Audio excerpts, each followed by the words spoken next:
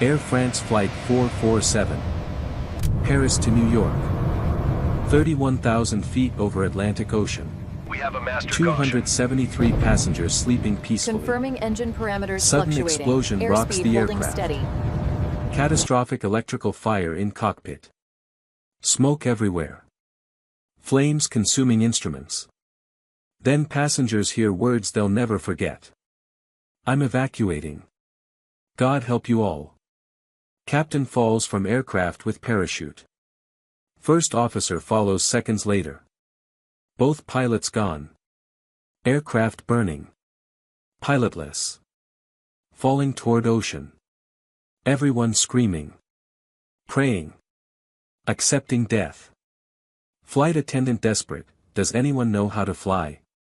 Then from seat 38F, Family the absolute emergency. last Angel row, can a land tired anywhere. woman in If hospital people are scrubs dying, stands she'll up. get it down. Call sign Angel. I'm coming. Nobody knew the exhausted surgeon was the most legendary pilot in Air Force history. Comment below, which country are you watching from? Subscribe for more incredible true stories. Emma Cross sat in seat 38F.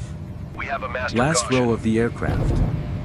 Right Confirming next to the engine bathrooms. parameters fluctuating. The Airspeed seat that holding doesn't steady. recline. The cheapest seat on Air France Flight 447. Evacuating.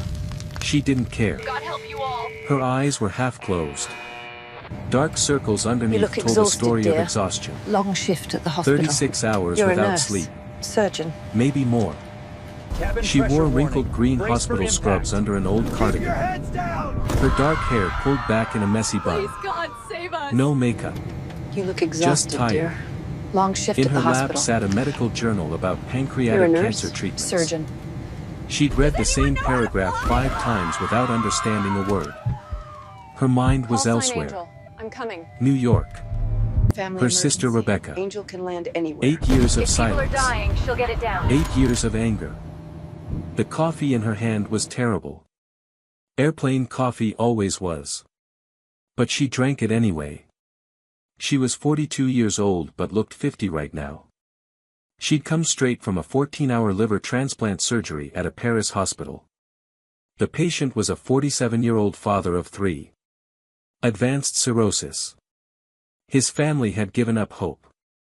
But Emma fought for 6 hours to repair what seemed unrepairable. The man's wife had kissed Emma's hands in the recovery room. You gave me my husband back. Emma had smiled tiredly. He's strong. He fought hard. But she hadn't told them about her own trembling hands during the surgery. The microseconds of doubt. The fear that her exhaustion would cause a mistake. She'd scrubbed out, grabbed her overnight bag from her locker, and headed straight to the airport. No time to rest. No time to change into normal clothes. No time to process the surgery or decompress. Because her sister was dying. The same cancer that killed their mother 8 years ago. And Emma was flying to New York to save her.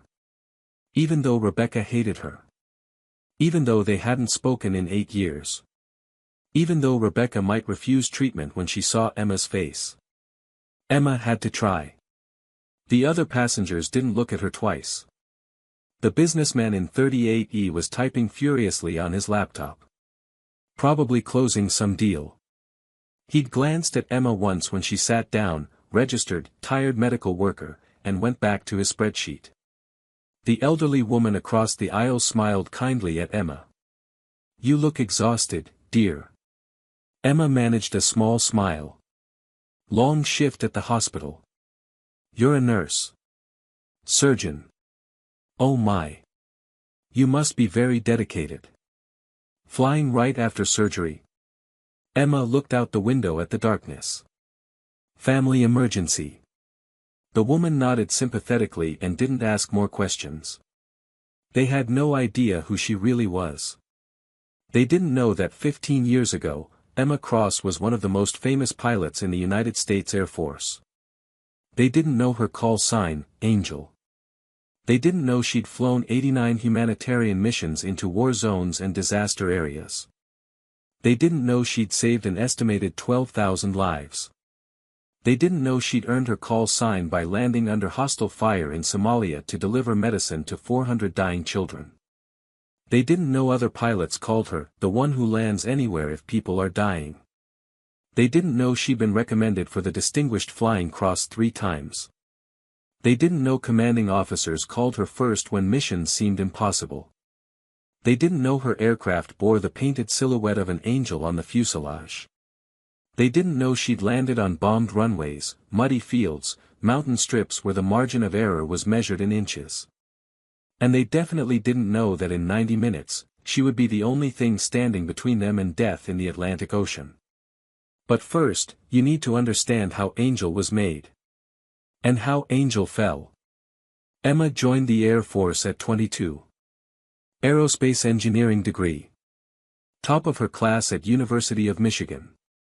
But she didn't want to design aircraft. She wanted to fly them. Her father had been a commercial pilot.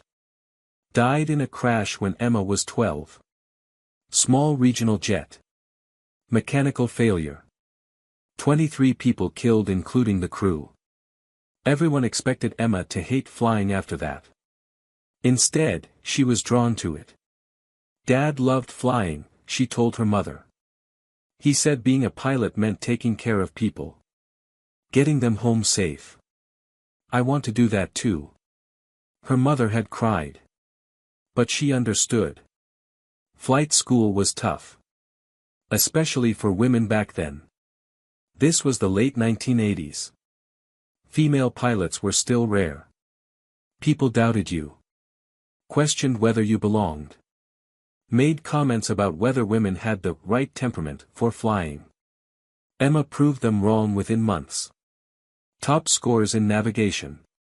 Top scores in emergency procedures. Top scores in instrument flying. Her instructors said she had a feel for aircraft. That intuitive understanding of how metal and wind work together. How to listen to what the plane was telling you through slight vibrations, subtle sounds, small changes in handling. She could sense problems before instruments showed them. Feel stalls before they happened. Predict how aircraft would respond in turbulence. It was like the plane spoke to her. And she spoke back. During advanced training, her class faced a simulation. Engine fire during takeoff. Visibility near zero. Crosswinds exceeding safe limits. Instructor expected everyone to abort. Emma didn't abort. She executed the takeoff perfectly. Managed the fire. Navigated through impossible conditions. Landed safely at alternate airport. Afterward, the instructor asked, "Why didn't you abort?" Emma looked confused. The mission was to deliver medical supplies to field hospital. Wounded soldiers waiting. Aborting meant they might die. I could complete it safely, so I did. The instructor stared at her. Most pilots would have chosen the safer option. Safety isn't always the same as safe outcomes. Sometimes the risky option is actually safer for the people depending on you. That philosophy would define her entire career. She chose the C-130 Hercules. A massive 4-engine cargo plane. Not glamorous like fighter jets. Not fast or sleek. But essential. The C-130 delivered supplies. Transported troops. Flew into impossible places. Emma loved it immediately. The first time she took controls of a C-130, it felt like coming home. This huge aircraft. This flying truck. This workhorse that went anywhere, carried anything, landed everywhere. Perfect. Her first real humanitarian mission changed everything. Somalia, 1994. Civil war raging. Famine killing thousands. Aid organizations trying to deliver food and medicine. But local militias were shooting at aircraft. Too dangerous. Most pilots refused the missions. 23-year-old Lieutenant Emma Cross volunteered. "There's a village with 400 children sick from epidemic," her commander said. "We have the medicine. But the airstrip is just a dirt field in hostile territory. Armed fighters everywhere. 3 pilots already declined. Emma didn't hesitate. I can land it, sir. Why do you want this mission? Because those kids will die without the medicine. And I can reach them. Her commander studied her. Young. Confident. Determined. You understand this is voluntary? You could be killed. I understand, sir. But those children will definitely die if nobody flies. At least I give them a chance. He approved the mission. 2 days later, Emma and her crew flew into Somalia. Her co-pilot was a veteran named Marcus Webb. 10 years older than Emma. Combat experience in Desert Storm. He was terrified. This is suicide, Lieutenant. Emma stayed calm. We're saving 400 lives. Focus on that. As they descended, gunfire erupted from below. Bullets hitting the fuselage. Distinct metallic pings. Like hail on a tin roof. Warning lights flashing. Her co-pilot screaming to abort. We're taking fire. Pull up. But Emma saw the landing strip. Rough dirt. Barely long enough. Bordered by burned vehicles. And people waving white cloths. Desperate. Waiting for medicine. Mothers holding sick children. Aid workers with empty medical kits. She saw their faces even from altitude. We're landing, Emma said calmly. Emma, this is insane. Those are people, Marcus. Not tactical considerations. People who need us. I'm landing. She came in steep. Faster than normal. Had to clear the terrain. Hard bounce on dirt. The C-130 shuddered. Protested. But held together. Emma reversed thrust. Full braking. Using every inch of that strip. They stopped with maybe 50 feet to spare. Marcus was shaking. We're on the ground. We're actually on the ground. Emma was already unbuckling. 8 minutes to unload. Then we leave. The loadmasters threw open the cargo bay. Local aid workers rushed aboard. Grabbing boxes of medicine. Antibiotics. Oral rehydration salts. Basic supplies that would save hundreds of lives. Bullets occasionally zipped past. Distant. But getting closer. Emma stood at the cargo door. Counting boxes. Making sure everything got off. A local doctor grabbed her hand. Tears in his eyes. Thank you. Thank you. The children. Get that medicine distributed fast. We have to go. At exactly 8 minutes, clear. Go. Emma sprinted back to the cockpit. Marcus already had engines spooling. She slammed into her seat. Full power. The C-130 roared down that dirt strip. More gunfire. Closer now. A tire burst. The aircraft shuddered. Emma fought the controls. Compensating for the damaged tire. The uneven pull. Come on, beautiful. Fly for me. The aircraft lifted. Grudgingly. Heavily. Banking hard to avoid ground fire. Using terrain for cover. A bullet punched through the windscreen. Spiderweb crack. Air howling through the hole. But they were climbing. Safe. When they leveled off, Marcus stared at her with wide eyes. That was the most insane thing I've ever experienced. Emma shrugged. People needed help. We had what they needed. You didn't even hesitate. Bullets everywhere. Burning aircraft wreckage on the approach. You just landed like it was a training exercise. Wasn't about me. Was about those children. Marcus was quiet for a moment. I've flown with a lot of pilots, Emma. You're different. Different how? You don't fly for glory or medals or to prove something. You fly because people need you. That's rare. Word spread through the squadron. The young lieutenant who flew into hostile fire to deliver medicine. Who landed in impossible conditions. Who didn't hesitate when lives were at stake. 2 weeks later, her commander gave her a call sign. Call signs in the military are chosen by your squadron mates. Based on personality, actions, or sometimes just random events. They gathered in the briefing room. Emma had no idea what was coming. Her commander stood. Lieutenant Cross, your squadron has voted on your call sign. Emma stood nervously. Call signs could be embarrassing. Humiliating. Inside jokes. They're calling you Angel. Emma felt tears. Angel? Marcus stood up. Because you fly into hell to deliver miracles. You land anywhere if people are dying. You bring hope where there's none. That's what angels do. The room erupted in applause. Emma wiped her eyes. I don't deserve. You earned it, her commander said. Angel suits you perfectly.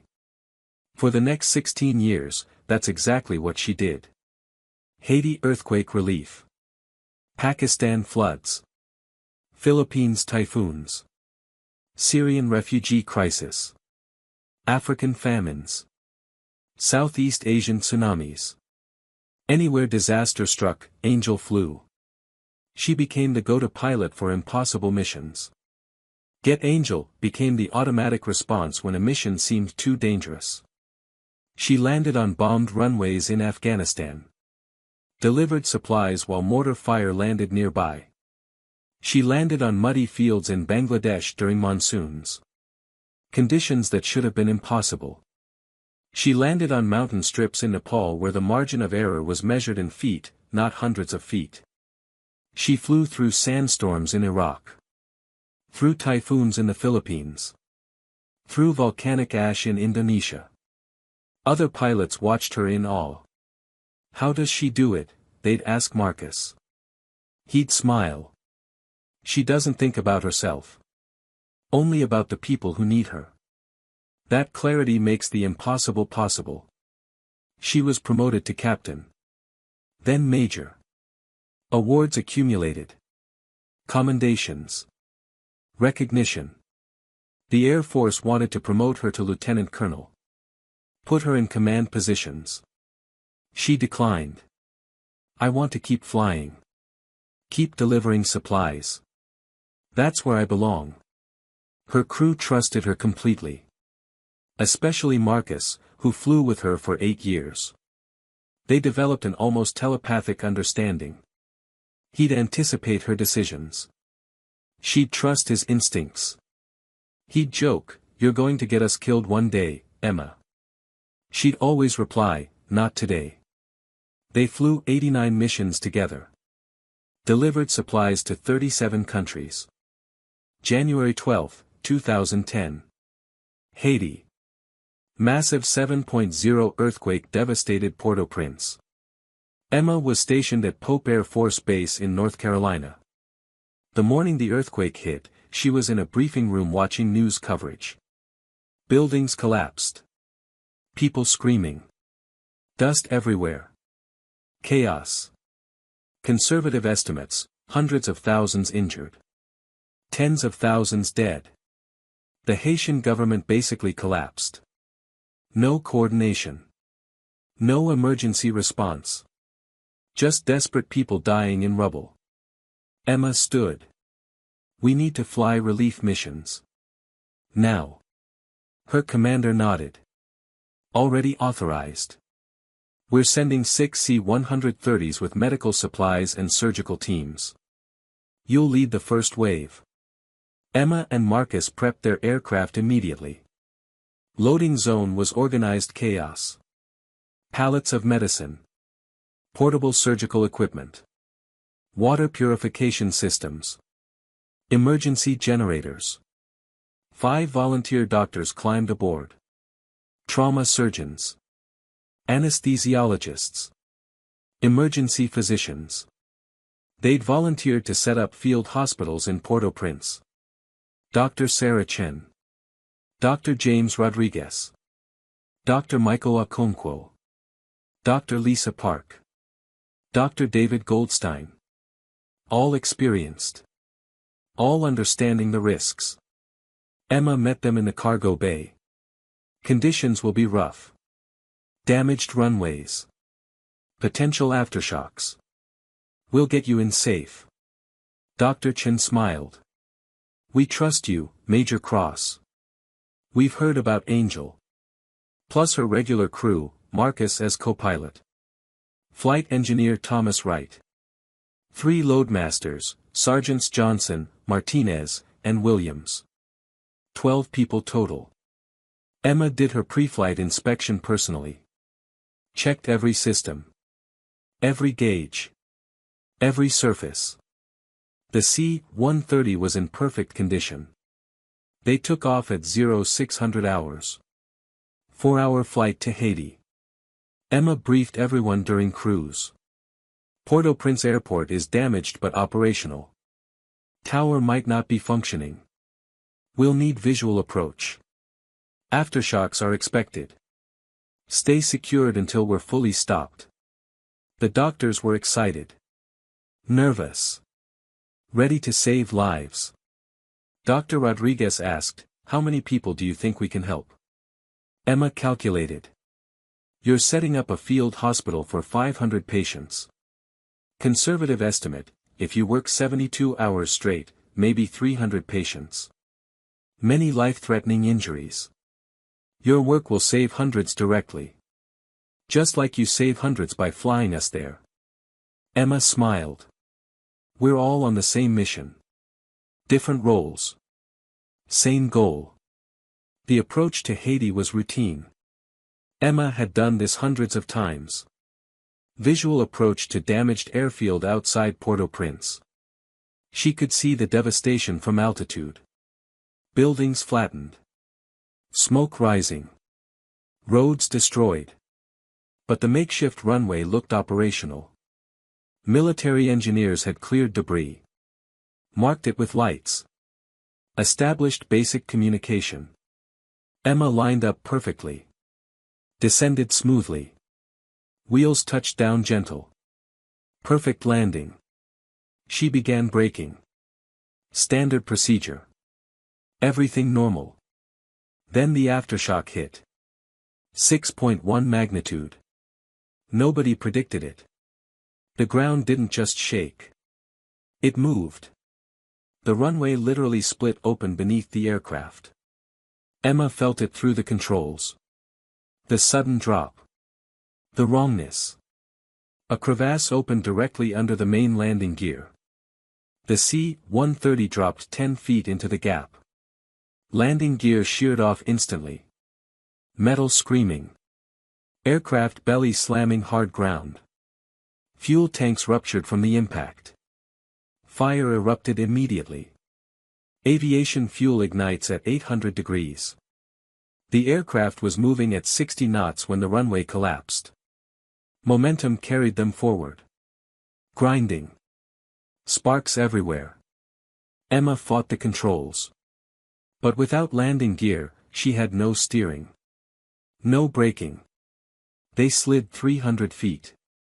Metal screeching. Fire spreading. Marcus shouting her name. Emma. Emma. The flight engineer screaming into radio. Mayday. Aircraft down. Fire.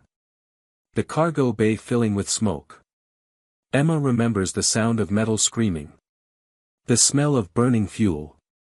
The heat. The impact had slammed her against her harness.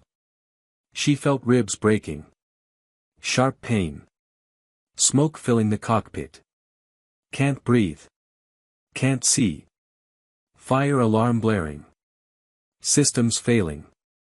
Instruments going dark. She tried to unbuckle. Couldn't. Hands not working right. Shock setting in. Then hands grabbed her. Marcus. His face through the smoke. Come on. Move. He pulled her harness release. Dragged her from the seat. She fought him. Screaming. The crew. The doctors. Emma, we have to go. Now. He pulled her through the shattered side window. The explosion had blown it out. She fell hard on dirt. Couldn't breathe. Ribs broken. Everything pain. Marcus landed beside her. Grabbed her under the arms. Dragged her away from the burning wreckage. Emma fought him every step. Screaming. Marcus. The crew. Go back. The fire's too big. Emma, stop. Stop. He held her while she struggled. Both of them coughing. Covered in soot and blood. 20 feet away. 30 feet. 40. The C-130 was completely engulfed now. Orange flames. Black smoke. Heat like a furnace. Emma could hear screaming from inside the aircraft. Her crew. The doctors. Trapped. She tried to run back. Marcus held her. Emma, no. You'll die. They're dying. Let go. You can't save them. It's too late. She collapsed. Sobbing. Watching the aircraft burn. Knowing Marcus was inside. No. Wait. Marcus was holding her. Not inside. But the flight engineer. The loadmasters. The doctors. All inside. All burning. All dying. Military firefighters arrived within minutes. But it was too late. The fire burned for 40 minutes before they could approach. When it finally died, they recovered 7 bodies. Flight engineer Thomas Wright. Age 34. Wife and 2 kids. Sergeant Johnson. Age 29. Engaged. Sergeant Martinez. Age 26. Single. Sergeant Williams. Age 32. Husband of 3 years. Dr. Sarah Chen. Age 41. 2 teenage daughters. Dr. James Rodriguez. Age 38. Father of 4. Dr. Michael Okonkwo. Age 45. Recently became grandfather. Dr. Lisa Park. Age 33. Newlywed.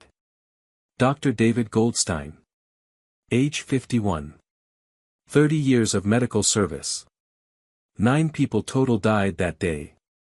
Emma and Marcus were the only survivors. Emma, broken ribs. Second-degree burns on hands and arms. Smoke inhalation. Marcus, separated shoulder. Minor burns. Psychological trauma. But alive. Emma lay in the field hospital. Heavily medicated. But conscious. They showed her the bodies being loaded for transport home. 9 flag-draped coffins. 9 people who trusted her. 9 families destroyed. Because she was pilot in command. Her responsibility. Her failure. The nightmares started immediately. Every time she closed her eyes, the runway splitting. The fire. The screaming. Marcus holding her back while people burned. The investigation took 3 weeks. FAA investigators. Air Force investigators. Haitian officials. They analyzed everything. Black box recordings. Maintenance records. Seismic data. Witness statements. Final report, no pilot error. Unforeseeable seismic event.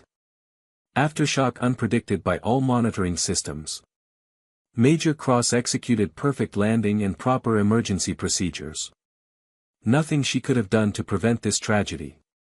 Cleared completely. Commendations for attempting rescue despite injuries. Medal for Marcus for saving her life. But Emma knew the truth. 7 people trusted her to get them there safe. She failed. Doesn't matter that an earthquake caused it. Doesn't matter that nobody could predict it. She was pilot in command. Her aircraft. Her crew. Her responsibility. She failed.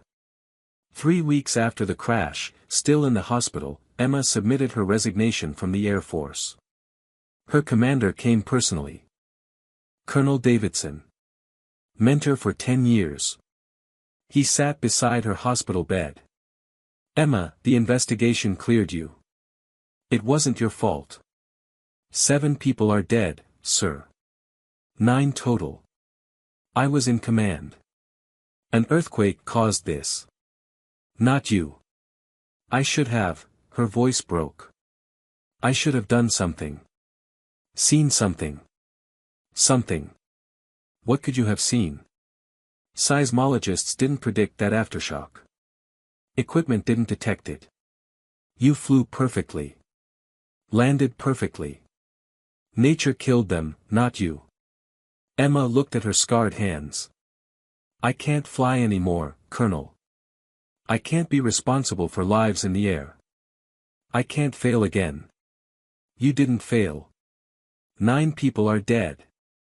She was crying now. 9 people who trusted me. Who believed I'd get them home safe. I delivered them to their deaths. You delivered them to save thousands of Haitians. And they died instead. Colonel Davidson was quiet for a long time. What will you do? Emma looked at her bandaged hands.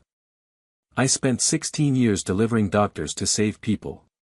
16 years being the angel who flies into disasters. She met his eyes.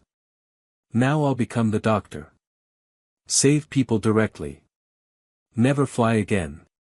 Never risk more lives in the air. He saw the pain.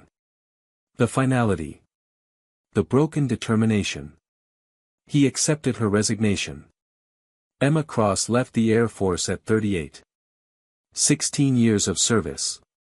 89 missions. 12,000 lives saved. Over.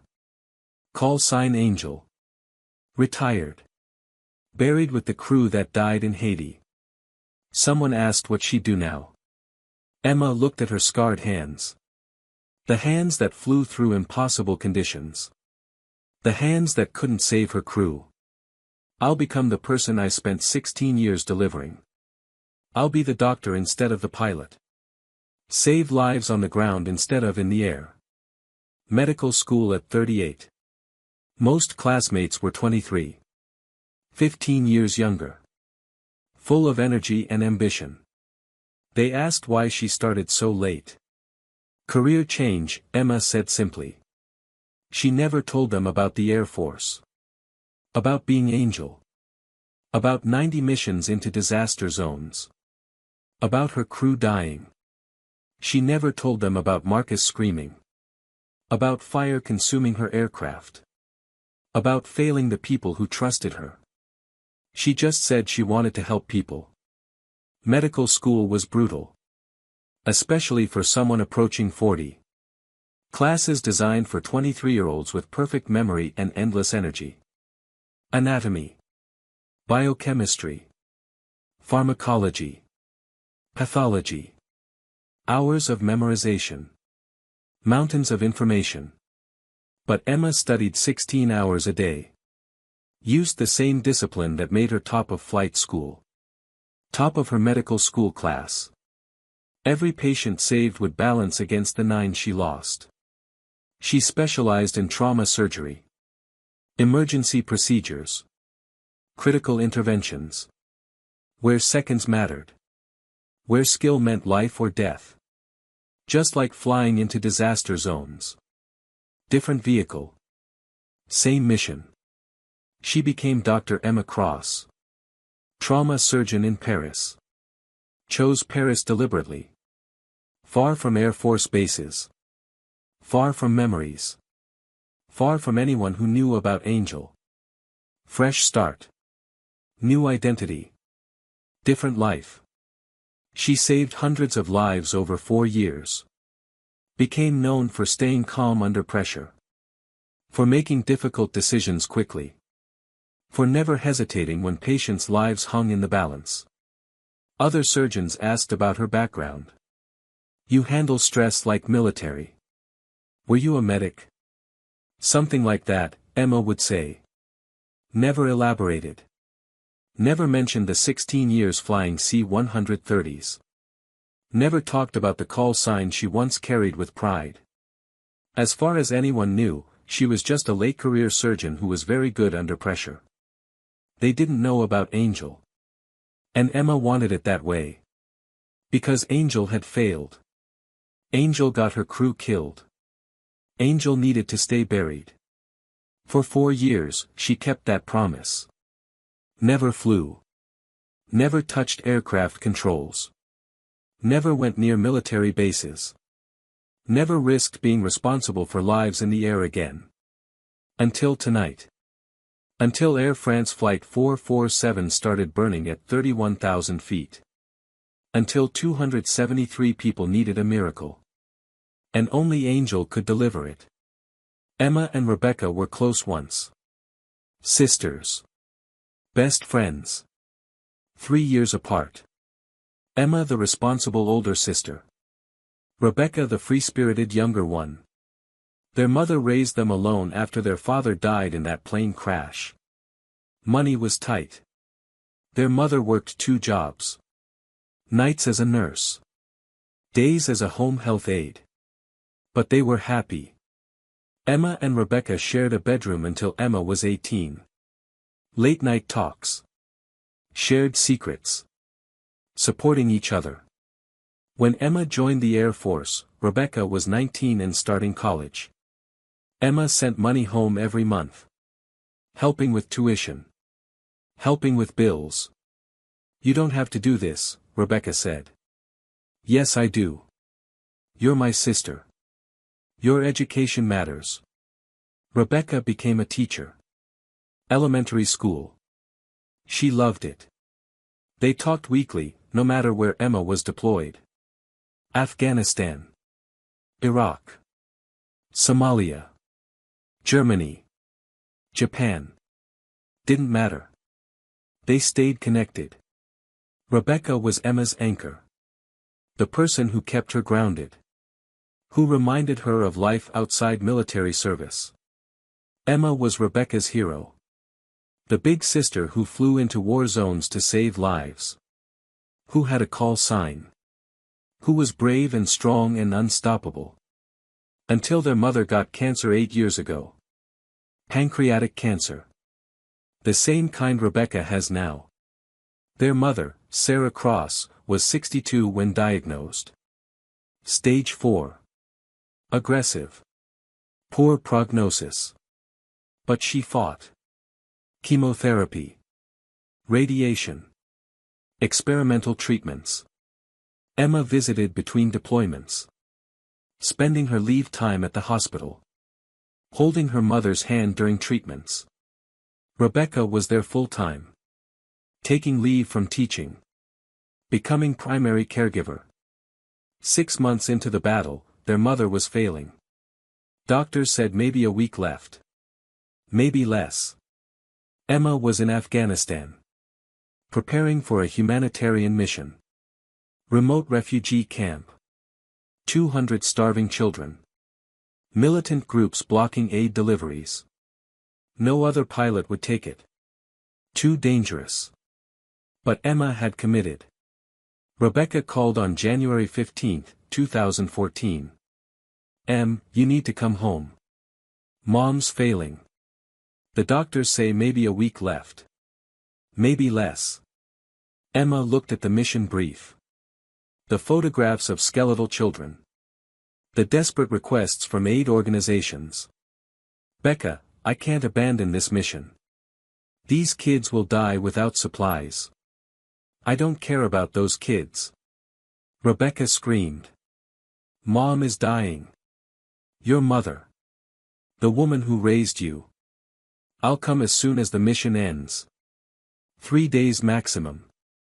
3 days. She might not have 3 days. Please. I can't do this alone. I need you here. Emma closed her eyes. 200 children who would definitely die without this mission. One mother who might die in the next few days. The mission was already planned. Supplies loaded. Route established. Clearances obtained. If she backed out now, they'd have to find another pilot. Could take weeks. The children would be dead by then. I'm sorry. I have to do this first. These kids have nobody else. But I promise I'll be there in 3 days. Don't bother. Rebecca hung up. Emma stared at the phone. Torn. Devastated. But she'd made a commitment to those children. She flew the mission. Landed under hostile fire. Delivered the supplies. Saved 200 children from starvation. Returned 3 days later, exactly as promised. Her mother died the night before she arrived. January 17, 2014. 11:47 p.m. Rebecca was alone at the hospital bedside. Holding their mother's hand. Emma arrived at 6 a.m. the next morning. Still in flight suit. Drove straight from the base. Rushed into the hospital room. Too late. Her mother's body still in the bed. Rebecca sitting beside it. Red-eyed. Exhausted. Alone. Becca. Rebecca stood. Walked past Emma without a word. Left the hospital. Emma stood there. Looking at her mother's peaceful face. Too late. Failed her. Just like she'd fail her crew 6 years later. The funeral was 3 days after. Emma arrived in her dress uniform. Awards and ribbons displayed. The professional soldier attending her mother's burial. Rebecca wouldn't look at her. Not during the service. Not during the burial.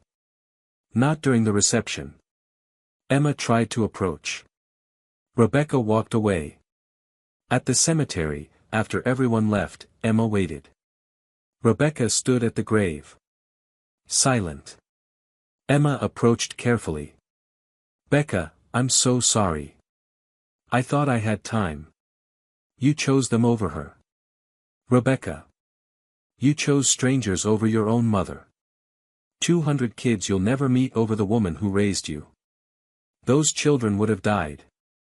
I don't care. Mom died alone because you were being a hero somewhere else. I held her hand while she took her last breath and asked for you. Emma's tears fell. I thought she'd live another week. She called for you, Em. In her last hours. She asked where you were. I had to tell her you were on a mission. She smiled. Said, that's my Emma. Saving the world.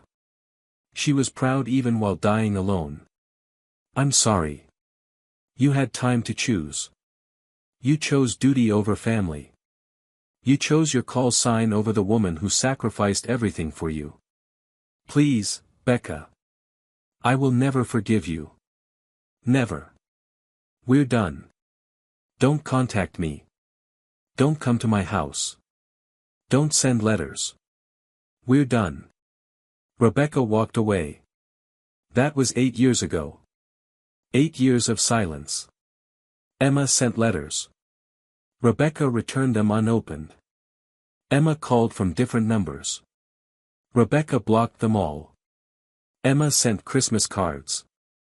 Birthday cards. Returned. Emma showed up at Rebecca's wedding 2 years later. David seemed kind.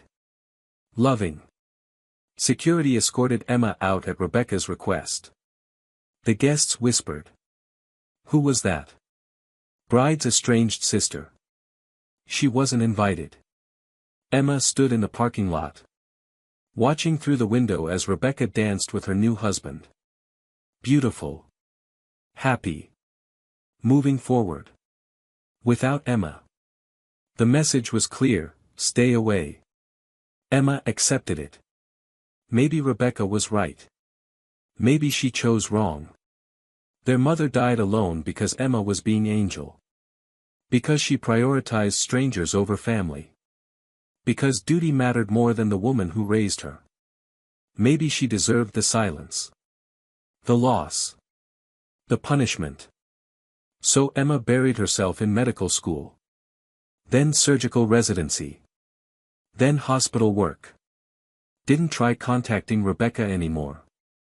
Accepted the permanent estrangement. Focused on saving lives in surgery. Balancing the scales. Every patient saved another small redemption. But she never forgave herself. Until 3 days ago. David called. Rebecca's husband. The man Emma had only seen through a wedding reception window. Emma. This is David Chen. Rebecca's husband. Emma's heart stopped. Is Rebecca okay? No. She has cancer. Pancreatic. Stage 4. The same cancer that killed their mother. Genetic. Aggressive. Usually fatal. There's an experimental surgery. Very risky. Very few surgeons can do it. Only 3 in the world, actually. 1 in Houston. 1 in London. 1 in Paris. Paris? Your name came up.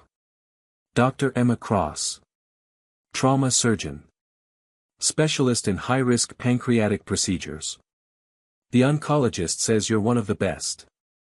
Maybe the best. Emma sat down heavily. David, Rebecca doesn't want to see me. I know. She told me about what happened. About your mother.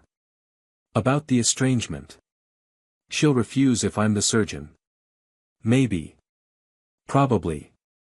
But I'm asking anyway. She's my wife. Mother of my children. I can't lose her. Emma looked at the surgical textbook on her desk. Pancreatic cancer protocols. She'd been studying them for a different patient. The surgery has a 40% mortality rate even under optimal conditions. Better than 0% without it. She'll be angry. She might refuse treatment entirely when she sees me. I know. But you're her only real chance. The Houston surgeon is booked for 6 months. The London surgeon won't take cases this advanced. You're it. Emma closed her eyes. 8 years of silence. And now Rebecca needed her. The sister who hated her. Who blamed her for their mother's lonely death. Who cut her out of her life completely. But family is family. And Emma had failed Rebecca once already. She wouldn't fail again. I'll be on the next flight. She doesn't know I called. I haven't told her. I understand.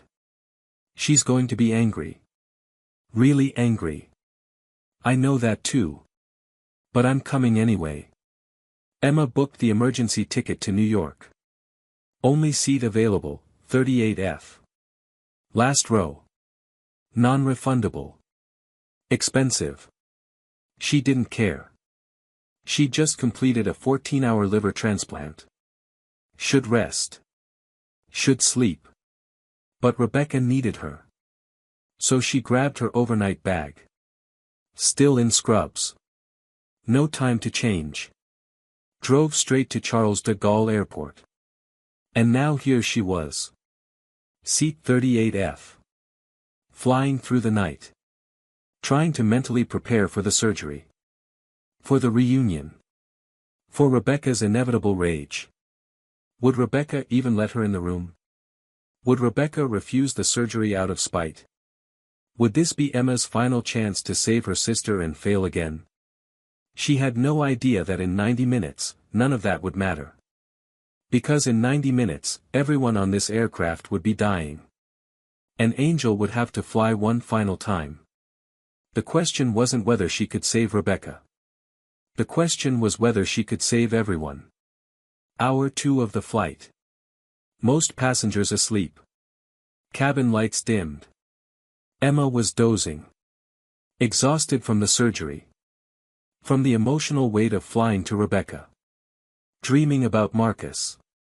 They were in the C-130. Flying over Afghanistan. He was telling a terrible joke about a pilot and a camel. Emma was laughing. Then the scene shifted. Haiti. The runway. The earthquake. Ground splitting beneath them. Marcus screaming her name. Fire everywhere. The loadmasters burning. The doctors burning. She was trying to reach them but her hands wouldn't work. Bang! Emma jolted awake. That sound. Explosion. Not normal. Not turbulence. Not structural stress. Explosion. Her pilot instincts kicked in instantly. 16 years of training activating automatically. The cabin lights flickered. Once. Twice. 3 times. Then she smelled it. Burning electronics. Melting plastic. Ozone. Electrical fire. Emma sat up straight, suddenly completely awake. Other passengers were stirring. Confused. Looking around. What was that? Did we hit something? Are we okay? Flight attendants moved toward the front. Fast. Urgent. Professional smiles plastered on but eyes showing concern. Something was very wrong. Emma's training screamed warnings. Electrical fire in aircraft. One of the worst emergencies. Spreads through wiring. Can't be isolated easily. Consumes cockpit instruments. Disables critical systems. Within 90 seconds, smoke seeped from the front cabin. Thin wisps at first. Gray. Acrid. Then thicker. Darker. Toxic. Passengers started noticing. Murmuring. Coughing. The businessman next to Emma looked up from his laptop. Is that smoke? Emma didn't answer. She was analyzing. Smoke from forward cabin. Probably cockpit. Electrical systems. Fire spreading through instrument panels and wiring bundles. Those fires moved fast. Very fast. If not controlled in minutes, they consumed everything. Melted controls. Disabled hydraulics. Made aircraft unflyable. A flight attendant rushed past. Young woman. Maybe 25. Trying to look calm. Failing. Emma grabbed her arm gently. What's happening? The attendant tried to smile. Failed. Small problem. Please stay seated. I'm a doctor if there's a medical emergency. It's not medical. Please. Stay seated. The attendant hurried away. Emma watched smoke getting thicker. Spreading through cabin. Passengers coughing now. Putting shirts over mouths. This was bad. Really bad. Then the captain's voice came over the PA. But not the usual calm pilot voice. Not the reassuring professional tone. This voice shook with terror. Pure, unfiltered panic. Ladies and gentlemen. A pause. Like he was trying not to scream. We have a catastrophic electrical fire in the cockpit. Spreading through instrument panels. We cannot control it. Gasps throughout the cabin. People sitting up. Looking around frantically. Mothers grabbing children. Couples holding hands. The elderly woman across from Emma whispered, "Oh God. The smoke is overwhelming. We're losing systems. Flight controls compromised. I'm activating emergency cockpit evacuation protocol." Emergency evacuation. Emma's blood froze. She knew what that meant. The Airbus A320 had explosive bolts built into the cockpit windscreen. In case of uncontrollable fire or rapid decompression, pilots could blow out the windscreen and bail out with parachutes. Almost never used. Emma had never heard of it being used on a commercial flight. If they're using it now, the fire must be catastrophic. Completely out of control. Seconds from reaching something critical. God forgive me. I'm so sorry. The captain's voice broke. He was crying. God help you all. The PA cut off. 3 seconds of complete silence. Everyone processing what they just heard. Then, boom. Explosive bolts detonating. Passengers on the left side screamed. Pointing at windows. Emma leaned over the businessman to see out the window. A figure falling past the aircraft. Tumbling through night sky. Man in flight suit. Arms spread. Parachute deploying. White canopy blossoming against darkness. The captain. Bailed out. Abandoned the aircraft. 30 seconds later, another boom. Quieter. From higher up. Another figure falling. Smaller. The first officer. Her parachute opening. Drifting away into darkness. Both pilots gone. Aircraft pilotless. On fire. Over the Atlantic Ocean. 1,200 miles from land in any direction. The cabin erupted in panic. People screaming. Crying. Praying. We're all going to die. Somebody do something. Where are the pilots? They left US. They left US to die. Mothers holding children. Sobbing. Saying goodbye. The elderly couple across the aisle holding hands. Eyes closed. Accepting death. Teenage girls in the back hugging each other. Crying. A man recording video on his phone. If anyone finds this, tell my family I love them. Emma sat frozen.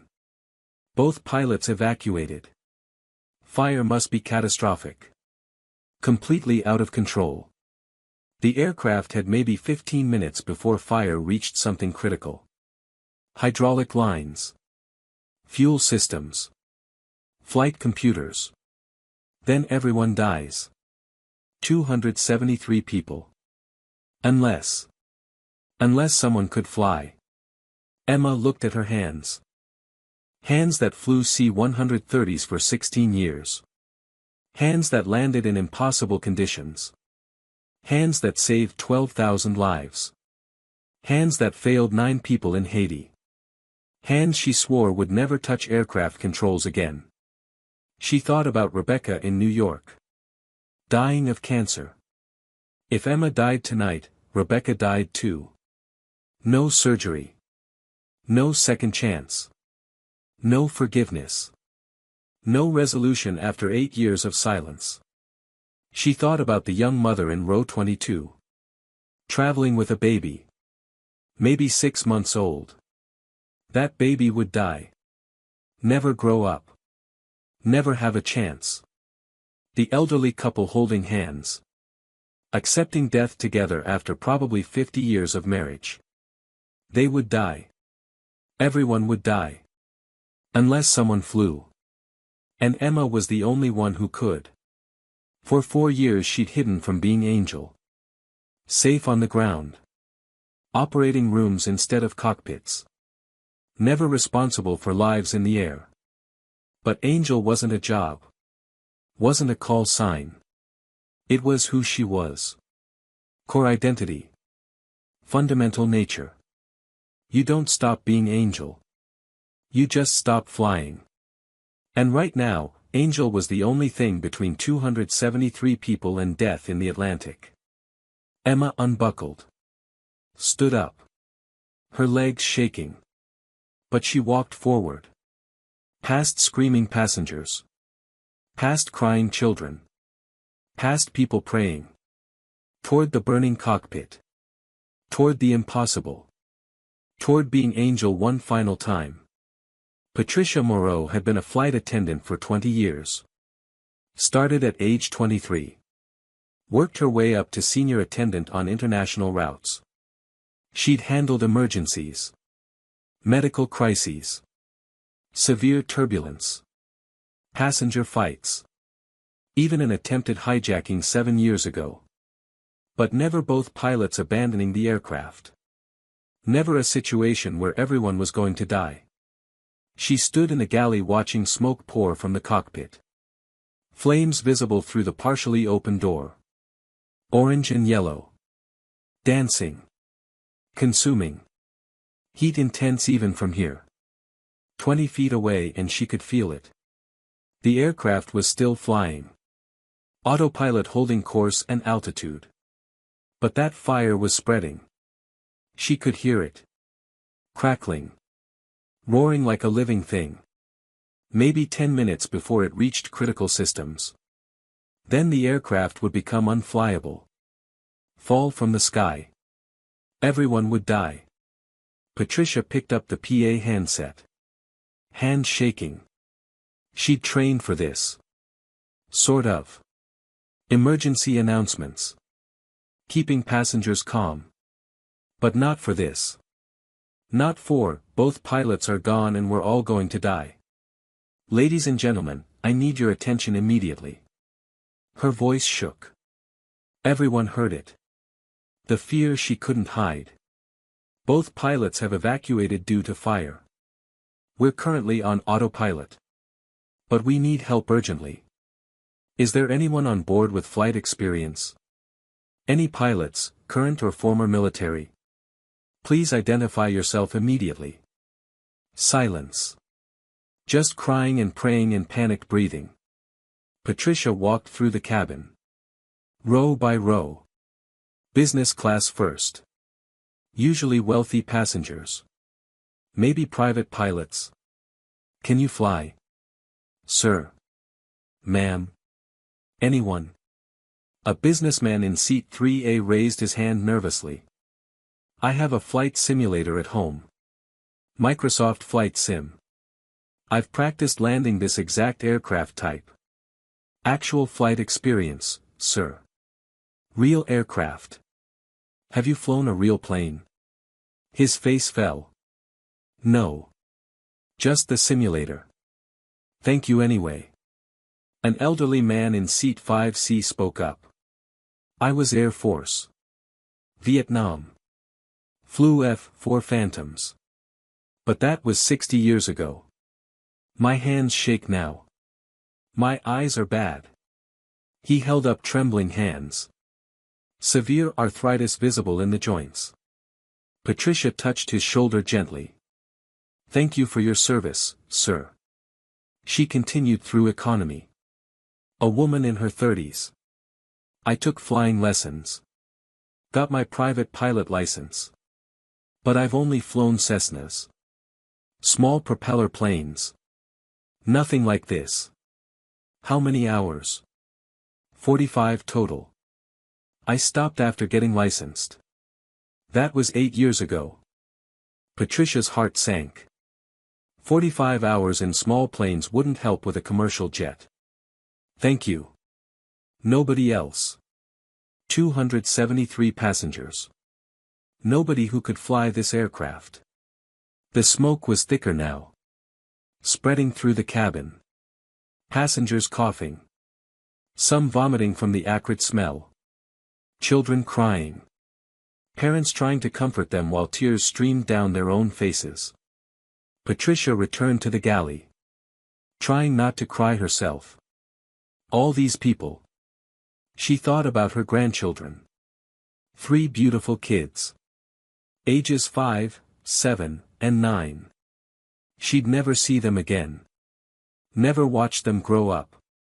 Never go to their graduations. Never meet their future spouses. Never. I can fly this aircraft. Patricia spun. A woman stood there. Early 40s. Hospital scrubs under a cardigan. Messy hair pulled back. Dark circles under exhausted eyes. Looked like she hadn't slept in days. What? The woman's voice was calm. Steady. Absolutely certain. I can fly it. I'm a pilot. Air Force.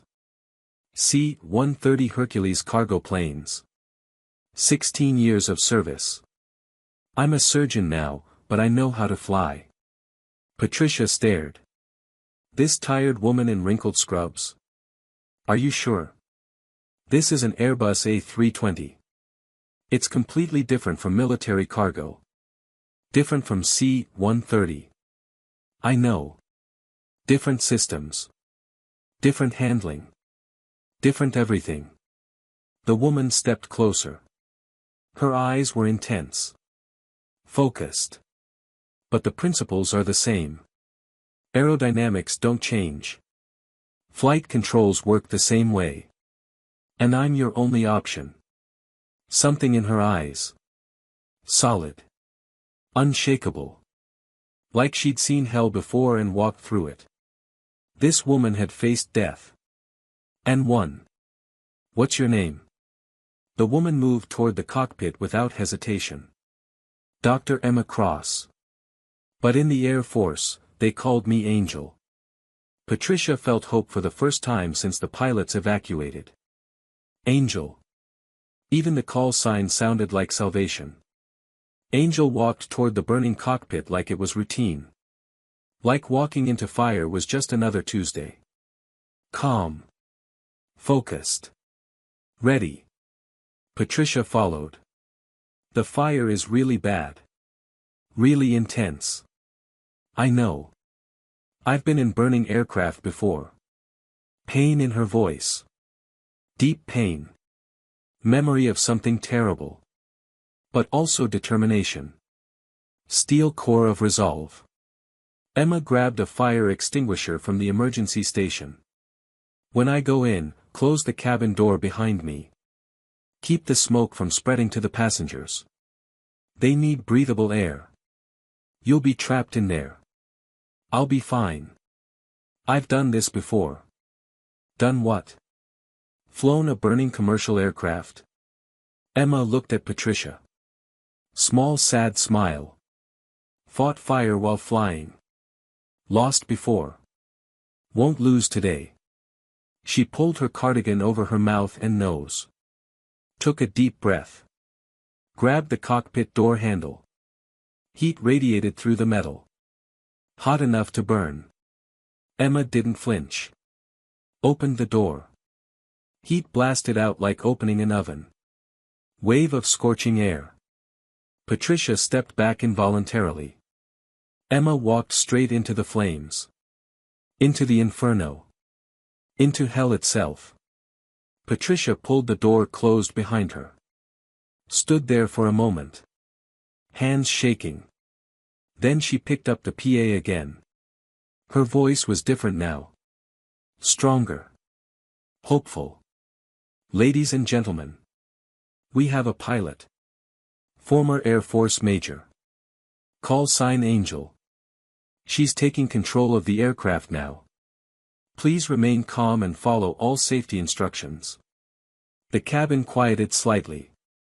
A pilot. Someone who could fly. Hope. Patricia began preparing the cabin for emergency landing.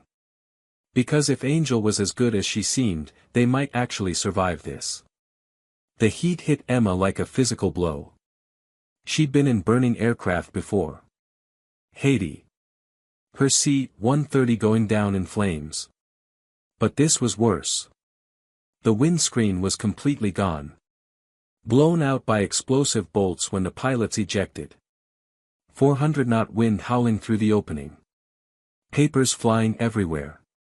Debris swirling. Charts, checklists, everything not secured becoming projectiles. Smoke so thick she could barely see 3 feet ahead. Flames dancing across the instrument panels. Melting plastic dripping like candle wax. Wiring bundles exposed and burning. Sparking.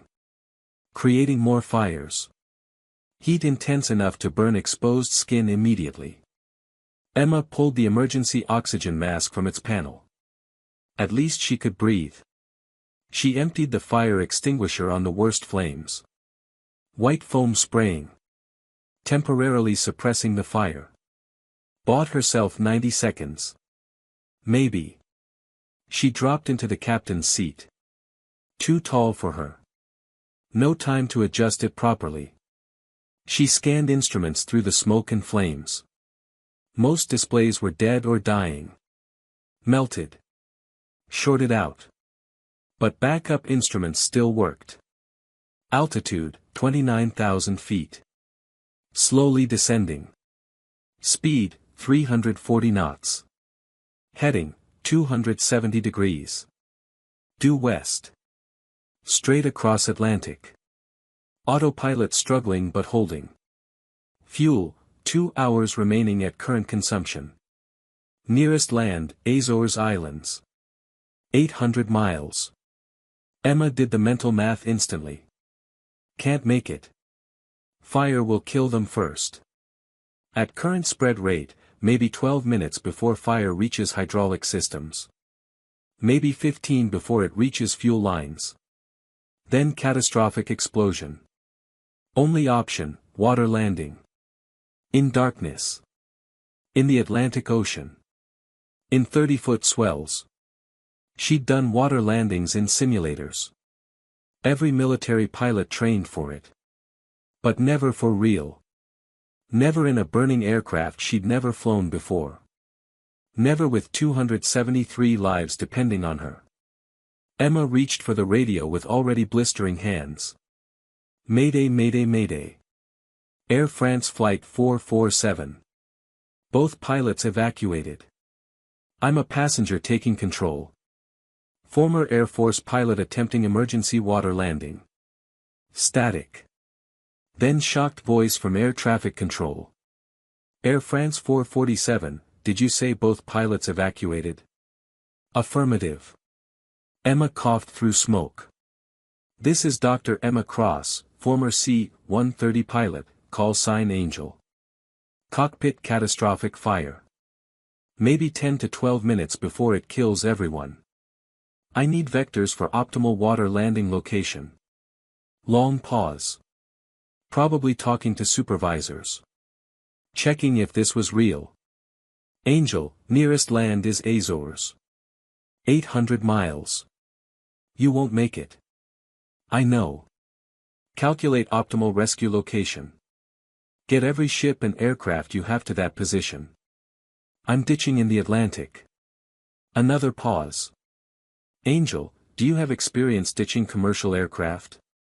No. But I'm all they have. Either I try or 273 people die. Those are the options. Silence. Then different voice. Senior Controller. Angel, this is Control Supervisor Davies. Entire Atlantic Emergency Network is listening. Scrambling rescue assets now. Give us 12 minutes and we'll have ships and aircraft at your position. I'll give you 15 if I can. But this fire is winning. Captain Cross, the whole world is listening. Bring them home. Emma stared at flames inches from her face. Feeling the heat. The pain. I'm going to try. Angel out. She released the radio. Gripped the controls. And began fighting for 273 lives. The fire kept coming back. Every time Emma beat it down with wet cloths and the last of the extinguisher foam, it surged up again. Electrical fires are relentless. Fed by damaged wiring. Spreading through insulation. Finding new fuel constantly. She fought with one hand while flying with the other. Patricia brought wet towels from the galley. Emma wrapped them around her hands. Helped for maybe 30 seconds before the heat soaked through and her palms started blistering again. But she couldn't stop. Systems were failing one by one. Navigation display melted into slag. Gone. Communications partially dead. Radio crackling. Intermittent. Landing gear indicators destroyed. She'd have no idea if gear was up or down. Hydraulic pressure fluctuating. Fire getting close to the lines. She was flying on backup instruments and memory. And 16 years of experience that she tried to forget. The cockpit door was damaged from the fire. Wouldn't close properly. Smoke seeping into passenger cabin despite Patricia's efforts. Passengers could see everything through the gap. This woman in scrubs fighting flames with one hand while flying with the other. Some were filming on phones. Recording what they thought would be their final moments. Others praying. Crying. Saying goodbye to loved ones via text messages. A young mother approached the cockpit. Baby in her arms. Maybe 6 months old. Are you really going to save us? Emma didn't look away from instruments. I'm going to try with everything I have. Now get back to your seat and secure your baby. Life vest on. We're landing in ocean in approximately 15 minutes. The woman's face went white. Ocean. We're crashing into the ocean. Not crashing. Landing. Controlled. There's a difference. Now go. Secure your child. The woman stumbled back to her seat. Emma keyed the barely functional PA. This is Dr. Emma Cross. I'm flying this aircraft. I was an Air Force pilot for 16 years. Call sign Angel. I flew humanitarian missions into war zones and disaster areas. Landed in conditions most pilots would refuse. Her voice stayed calm despite flames. Despite smoke. Despite her hands burning. Today I'm landing this aircraft in the Atlantic Ocean. In darkness. It's going to be rough. Very rough. But we will survive. She paused. Let that sink in. Flight attendants, prepare for emergency water landing. Life vests on everyone.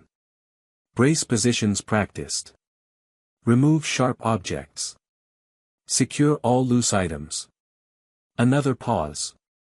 Everyone else, life vests on but do not inflate until outside the aircraft. Brace positions when I call them. Follow attendant instructions exactly. She released the button. I'm bringing us down in 12 minutes. I've never done this before. But I've never failed when people needed me. She added quietly, just to herself, not again. Never again. Behind her in the cabin, Patricia and the other attendants moved efficiently. Distributing vests. Explaining brace positions. Demonstrating inflation. The panic decreased. Not gone. Still fear. Still crying. But people had something to do. Had clear instructions. Had hope. They had Angel. Emma just had to deliver. While her hands burned and fire consumed the cockpit around her. At 15,000 feet, Emma descended through clouds. New voice on radio. Different frequency. Military. Air France 447, this is Navy Strike Fighter 201. Flight of 2 F/A-18 Super Hornets. We have visual contact. We see your aircraft. We see the fire. Emma glanced out the destroyed windscreen. 2 fighter jets alongside. Maybe 200 feet away. Gray shapes against dark sky. Navigation lights blinking. Navy 201, I'm Dr. Emma Cross, former Air Force Major, C-130 pilot, call sign Angel. Pause. Longer than expected. Angel? The Angel? From Somalia missions? Haiti relief? Emma's throat tightened. That was me. Civilian now. I need you to light up the ocean surface. Coming down in approximately 8 minutes. Angel, entire strike group heard about your crew in Haiti. About what happened. Honored to assist. We'll illuminate with flares and guide you in. You're getting every resource the U.S. Navy has. The fighters pulled ahead. Emma continued descent. Hands working constantly. Fighting fire with wet cloths. Adjusting controls. Monitoring dying instruments. At 8,000 feet, she disengaged the failing autopilot. Took full manual control. The aircraft responded sluggishly. Hydraulics partially failed from fire damage. Controls mushy. Delayed response. Like flying through mud. Emma adjusted her grip. Feeling what the plane needed through the yoke. Same as C-130. Same principles. Listen to what the aircraft tells you. The F divided by a -18s dropped illumination flares ahead. Brilliant magnesium light. Ocean lit up like daytime below. Emma's heart sank. Waves 30 feet high. Rough seas. Storm conditions. This was going to be violent. Much worse than she'd hoped. She configured for ditching. Calling up memory from training. From simulations she'd done decades ago. Flaps, partial. Full flaps might break on impact with waves. Landing gear, up. Gear down would catch water and flip the aircraft. Nose, slightly up for flare. Speed, as slow as possible without stalling. She was doing this from memory and theory. Never actually ditched before. Nobody really practices water landings. Too dangerous. At 1,000 feet, fire won a major victory. Main hydraulic line burned through. Hydraulic fluid spraying. Feeding the fire. Controls went even mushier. Maybe 30% effectiveness. Aircraft wanting to roll right. Emma fighting it constantly. Both hands on yoke now. Can't fight fire anymore. Just fly.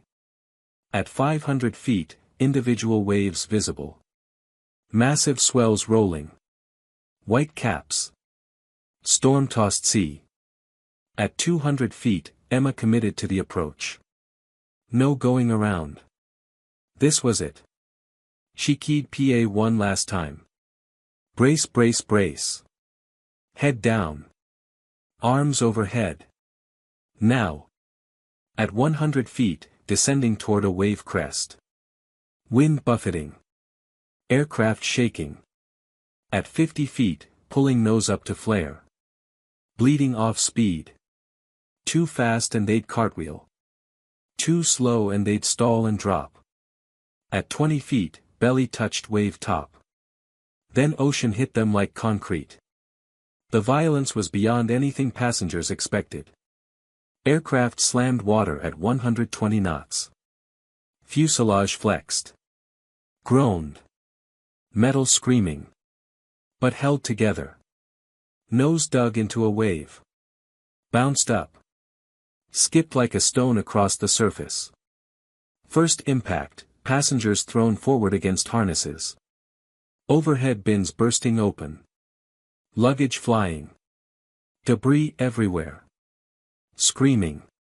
Metal tortured. Second impact, harder. Aircraft bouncing higher. More screaming.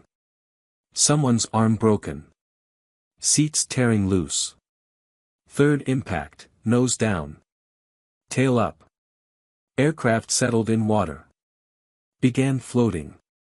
A320s are designed to float briefly after ditching. Air trapped in fuselage provides buoyancy. But water was rushing through the blown-out windscreen. Flooding the cockpit. Emma in the captain's seat was hit by a wall of freezing seawater. Knocked unconscious briefly. Came to underwater. Freezing. Dark. Choking. Salt water in her mouth. Her lungs. She pulled herself up gasping. Coughing. Water waist deep and rising fast in the cockpit. She grabbed the PA handset. Waterlogged but still working. Evacuate, evacuate, evacuate. All exits.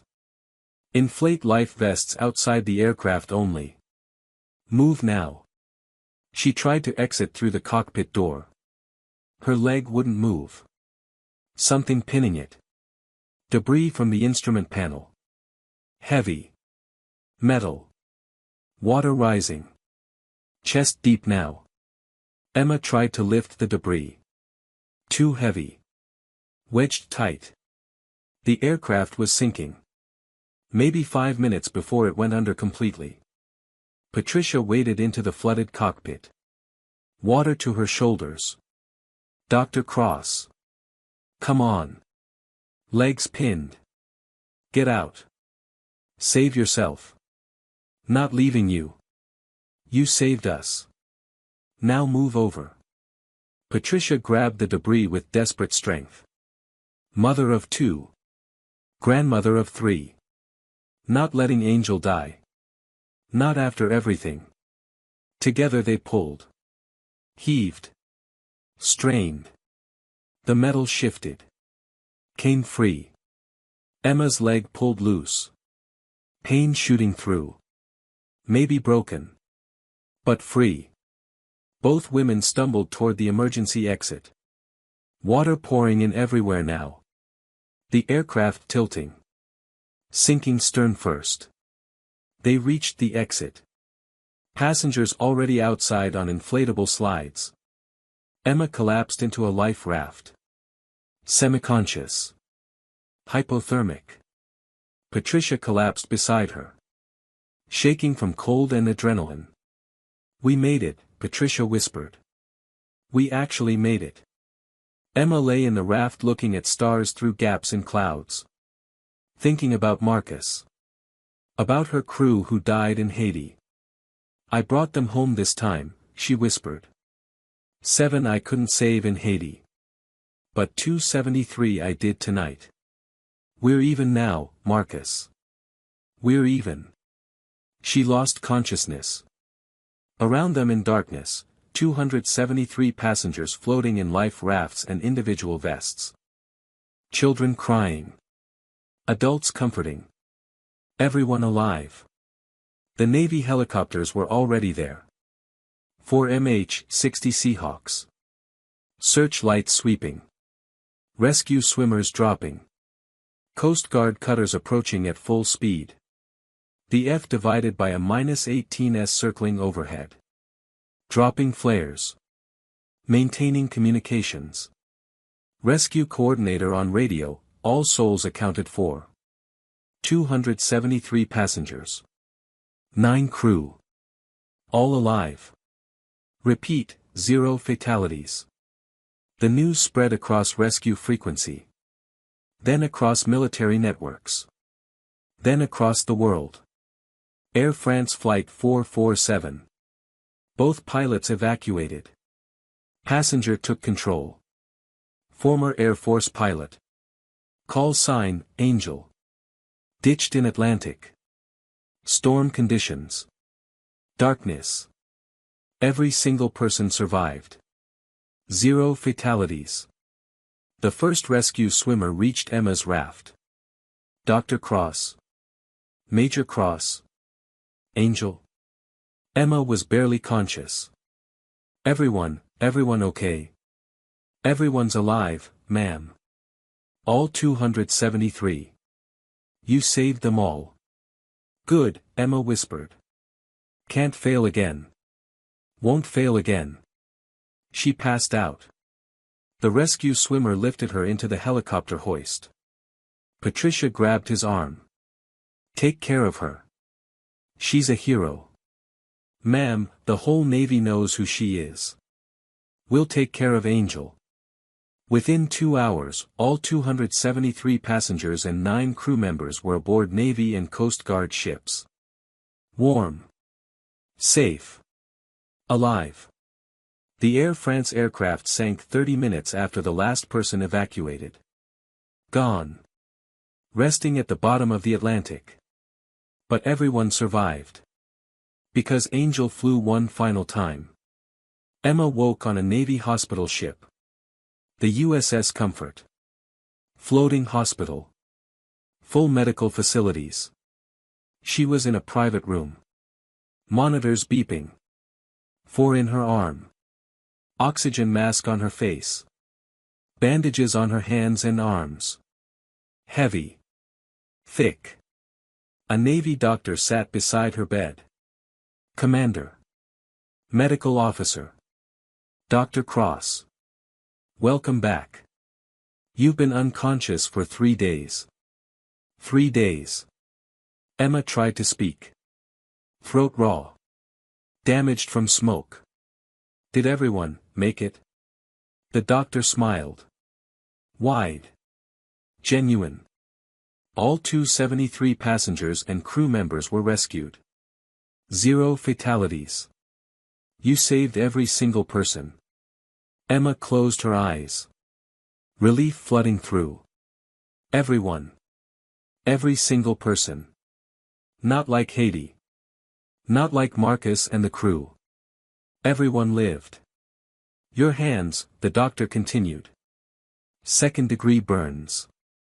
Extensive smoke damage to your lungs. Possible nerve damage in your fingers from the heat exposure. We're concerned about your ability to perform surgery in the future. Emma looked at her bandaged hands. Hands that flew through fire. Hands that fought flames while landing an aircraft she'd never flown. Hands that might never perform surgery again. How bad? We don't know yet. The burns are healing. But nerve damage, it's unpredictable. You might regain full sensation. You might not. Fine motor skills required for surgery might be compromised. Emma processed this. For years building a surgical career. Saving lives in operating rooms. Balancing the scales against Haiti. Possibly over. But 273 people were alive. Then my hands don't matter, she said quietly. I'd burn them again to save those people. Without hesitation. The doctor nodded. You're a remarkable woman, Major Cross. Dr. Cross. I'm civilian now. Ma'am, the military doesn't care. You're a hero. Again. Over the next week, Emma's hospital room filled with visitors. Patricia came first. Brought flowers. Cried. You saved my life. Saved everyone. I have 2 daughters. 3 grandchildren. I'll see them again because of you. Emma squeezed her hand. You saved me too. Pulled that debris off my leg. We saved each other. The other flight attendants came. Bringing cards signed by every passenger. Messages of gratitude. Prayers. Promises to name babies after her. You're a miracle worker. You're an angel. You gave us our lives back. Sarah Martinez came. The young mother with the baby. The baby was sleeping peacefully in her arms. Her name is Emma now, Sarah said. We changed it.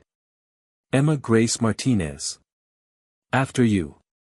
The angel who saved her life. Emma cried. First time since waking up. I'm honored. She'll know your story. Know what you did. Know that angels are real. The elderly couple came. Holding hands like they did on the aircraft. 52 years married, the husband said. We thought it was over. You gave us more time together. However many years we have left, we have because of you. The teenage girls came. A school group. Returning from exchange program in Paris. You're the bravest person we've ever met. We want to be pilots now. Because of you. Can we take a picture with you? Emma smiled through tears. Of course.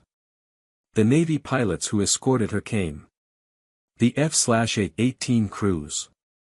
Major Cross, we knew the call sign Angel. Read about your missions. But seeing you land at burning aircraft in storm conditions, that was the most incredible flying we've ever witnessed. We dropped flares from 200 feet. Saw the whole thing. The way you handled those waves. The precision. That was art, ma'am.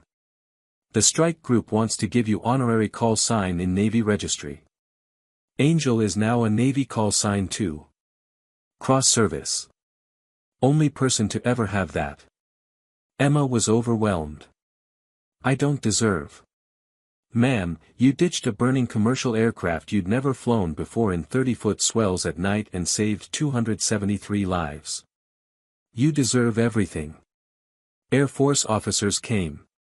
Her former squadron mates. Some she hadn't seen in 4 years. Since Haiti. Since she resigned. They saluted. Even though she was civilian. Major Cross, the Air Force wants to reinstate you. Promotion to Lieutenant Colonel. Flight instructor position. Teaching others to be like Angel. Emma shook her head. I appreciate it. But I'm done flying military. Then civilian consulting. Airlines want to hire you. Flight safety instructor. Emergency procedures expert. I'll think about it. But the visit she feared most hadn't come yet. Rebecca. Day 8 in the hospital. Emma was sitting up. Reading reports about the ditching. French aviation authorities. American NTSB. Everyone investigating. Preliminary finding, pilot actions were heroic and saved all lives. No fault attributed. Air France publicly thanked her. Offered lifetime free flights. She declined. A knock on the door. Come in. Rebecca walked in. 8 years older than last time they'd been in the same room. Lines around her eyes. Thinner. The cancer visible in her frame. She saw Emma bandaged and burned. Broke down crying immediately. Em. Oh God, Em. She rushed to the bed. Collapsed in the chair. I heard what you did. Watched on news. Saw the videos passengers posted. Saw you fighting that fire while landing. Saw the interviews with people you saved. Emma stayed quiet. Let Rebecca talk. I was wrong, Rebecca sobbed. 8 years I was wrong. I blamed you for Mom dying alone. Called you selfish. Cut you out completely. She grabbed Emma's bandaged hand gently. But I understand now. You didn't choose strangers over Mom. You didn't choose duty over family. You chose to save lives because that's who you are. That's who you've always been. Tears streaming down her face. Angel doesn't refuse when people need her. Angel flies into hell to deliver miracles. That's not selfishness. That's who you are at your core. Emma's own tears started. I'm sorry I wasn't there when Mom died. I'm sorry I chose that mission over being at her bedside. Rebecca shook her head violently. No. Don't apologize. You saved 200 children that day. 200 families got to keep their kids because you flew that mission. Mom would have understood that. She did understand it. She asked for me at the end. She was proud. Even dying, even wanting you there, she was proud of what you were doing. I was too angry to see it then. But I see it now. Rebecca wiped her eyes. I'm sorry I was angry for 8 years. Sorry I shut you out. Sorry I made you think you failed her. You didn't fail anyone. The sisters embraced. Both crying. 8 years of silence. 8 years of pain. Broken. I came to do your surgery, Emma whispered. That's why I was on that flight. David called. Told me about the cancer. I was flying to New York to save you. I know. He told me after the crash. That you dropped everything. Came straight from a 14-hour surgery. Didn't even change clothes. But now my hands. We'll find another surgeon. What matters is you're alive. You're here. We're together again. They held each other for a long time. Family reunited. Air France released full findings 3 weeks later. Faulty wiring in an outdated electrical panel caused the catastrophic fire. The panel was scheduled for replacement in 2 months. Hadn't been flagged as urgent. Wiring overheated. Sparked. Ignited surrounding materials. Fire spread faster than suppression systems could handle. Within 90 seconds, the cockpit was fully engulfed. Captain Dubois and First Officer Martinez made the only decision possible: evacuate. Staying meant death within minutes. Fire would have reached fuel tanks. Everyone would have died. Air France investigators visited Emma. Captain Dubois wants to meet you. If you're willing. Of course. Captain Francois Dubois arrived with First Officer Maria Martinez. Both looking haunted. Guilty.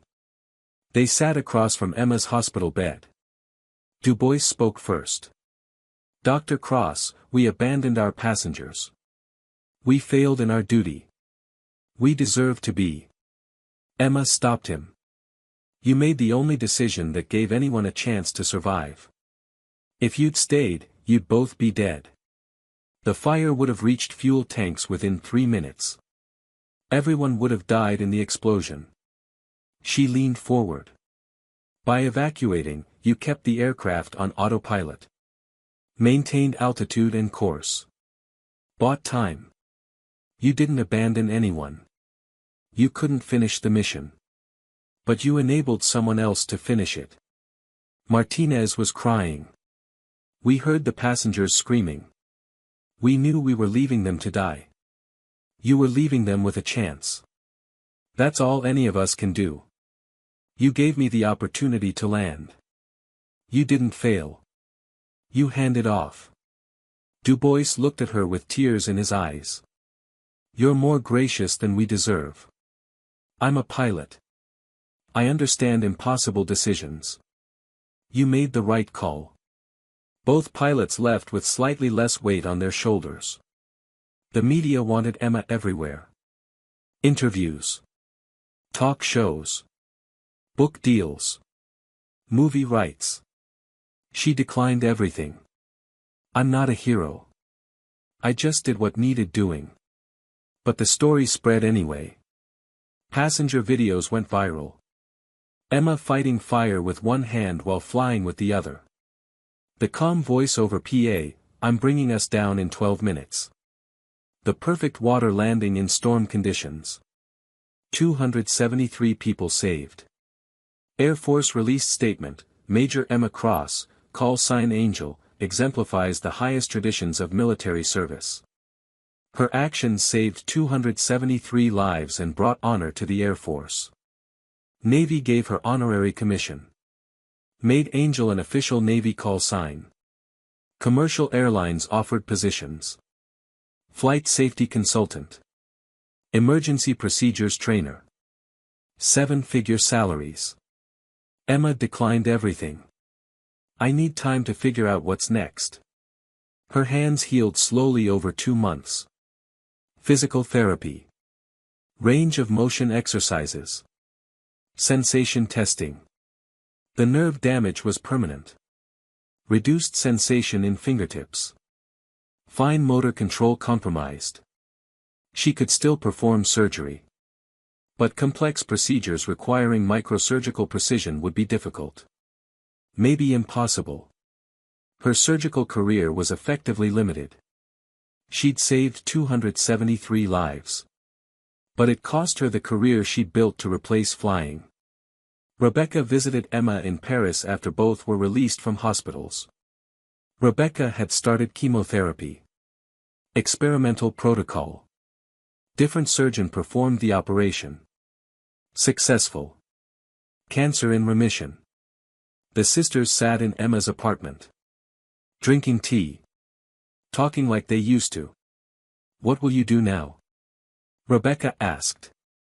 Emma looked at her scarred hands. I don't know. Can't do complex surgery anymore. Not with these hands. But I also can't go back to just being a pilot. I've seen both sides now. You saved hundreds as a pilot. Hundreds as a surgeon. Maybe it's time to decide which matters more. I don't think it's about choosing, Emma said slowly. I became a surgeon to replace being a pilot. To prove I could save lives even though I couldn't fly. Even though I failed in Haiti. She turned to Rebecca. But maybe I need to accept something. What? I'm Angel first. Doctor second. I tried to bury Angel. Hide from what happened in Haiti. But Angel isn't a call sign. It's who I am. Rebecca smiled. So what does Angel do now? The offers kept coming. Air Force, return to active duty. Promotion to Lieutenant Colonel. Training position. Navy, cross-service commission. Flight instructor. Commercial airlines, captain positions. Six-figure salaries. Medical schools, teaching positions. Trauma surgery instructor. Emma chose a different path. Doctors Without Borders. Flight surgeon position. She would fly with medical teams to disaster zones. Provide emergency surgery on site. Train local doctors. Combining both skills. Pilot and surgeon. Perfect synthesis of who she was. The organization was thrilled. You're exactly what we need. Someone who can fly into impossible places and provide medical care. You're unique. Emma accepted. 6 months after the Atlantic ditching, she was back in AC-130 Hercules. Co-pilot now, not pilot in command. Her choice. She wanted to focus on medicine with flying as secondary skill. First mission, Syria. Refugee camp. 300 injured civilians. No medical facilities. Emma flew with the team. Set up field hospital. Performed surgeries with damaged hands. Saved 37 lives in 48 hours. It felt right for the first time in years. 15 years after the Haiti earthquake that killed her crew. January 12, 2025. Emma was 57 years old. Still flying with Doctors Without Borders. Still performing surgeries in disaster zones. Hands more scarred. Body more tired. But purpose unchanged. Haiti had another earthquake. 6.8 magnitude. Not as bad as the 2010 disaster. But still deadly. Still devastating. Doctors Without Borders asked if Emma would fly the relief mission. Back to Haiti. Back to the country where she lost Marcus and her crew. Are you sure you want this? Her supervisor asked. We know your history there. We can send someone else. Emma looked at the mission brief. Field hospital setup. Surgical team. Critical supplies. Port-au-Prince. Same city. Same airfield. Rebuilt since 2010. I'm going, she said. The C-130 loaded with supplies and personnel. Emma in the co-pilot seat. Younger pilot beside her. 28 years old. Confident. Skilled. Major Cross, I've read about you. About the Air France ditching. About your 89 humanitarian missions. It's an honor to fly with you. Emma smiled. Just Emma. I'm civilian now. The flight to Haiti was quiet. Emma looking out at the ocean below. Thinking about Marcus. About her crew. They'd been dead for 15 years. But she still thought about them daily. Still dreamed about the fire sometimes. The screaming. The helplessness. You okay? The young pilot asked. I lost my crew here in 2010. This is my first time back. I heard about that. The earthquake. The runway collapsing. I'm sorry. It was a long time ago. They landed at Port-au-Prince without incident. The airfield rebuilt. Stronger. Better prepared. Emma stepped off the aircraft onto Haitian soil. First time in 15 years. A local doctor met them. Elderly Haitian man. Dr. Jean-Baptiste. Dr. Cross. I remember you. You flew the mission in 2010. You lost your crew saving my country. Emma was surprised. You remember that? Everyone remembers. You and your crew are honored here. There's a memorial. He drove them to the medical site. On the way, he stopped at a small park. A monument stood there. Bronze plaque. Emma read it. In memory of the American aircrew who died bringing hope, January 12, 2010. 9 names listed. Marcus. The flight engineer. The loadmasters. The volunteer doctors. And at the bottom.